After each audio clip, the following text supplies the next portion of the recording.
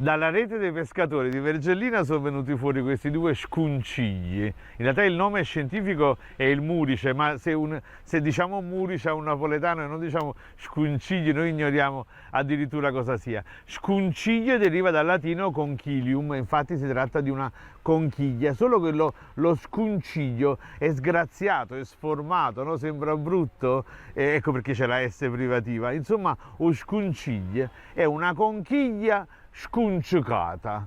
Sì, il nome di oggi, la parola di oggi che voglio parlarvi a questo punto è scunciucata.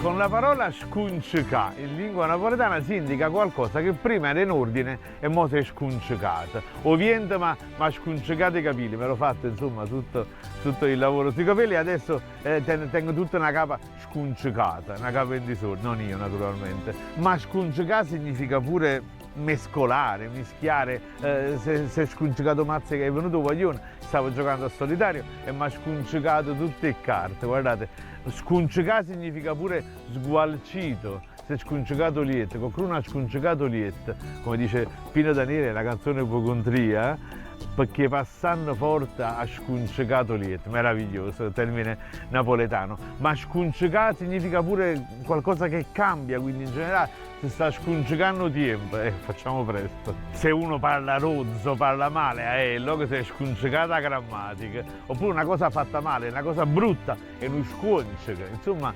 scuncicare, ma no, quando è brutto, manca la morte scongica a kill, cioè nemmeno la morte lo può rendere più brutto di quel che è. Quando uno sta per raggiungere un accordo sembra che finalmente l'intesa ci sia e invece poi alla fine si è scuncicato tutto cosa, ecco. E proprio sull'accordo, perché poi ogni tanto anche trovare un accordo invece in realtà al contrario significa accunciarsi, quindi il contrario di scuncica è accuncià.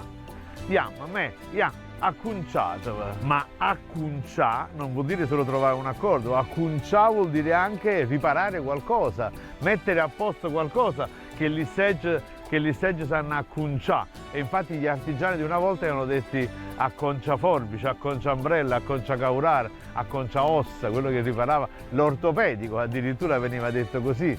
E in napoletano accuncià è anche condire, Anzalato sa ancora accuncià, si deve conciare, si deve condire nel modo in cui si desidera, e poi accuncià noi lo usiamo pure con grandissima ironia. Achille per esempio l'ha già accunciato per festa, ecco, gli devo fare insomma, è veramente in senso minaccioso, gli devo dare una lezione, l'ha già accunciato per festa. Ma il termine più divertente dell'uso di accuncià è quando qualcuno trova una soluzione definitiva per la sua vita, quando qualcuno ha svoltato, ecco, quando uno spiantato è riuscito a sposarsi magari una donna molto ricca, Achille si è accunciato quatt'ova in Danubiat.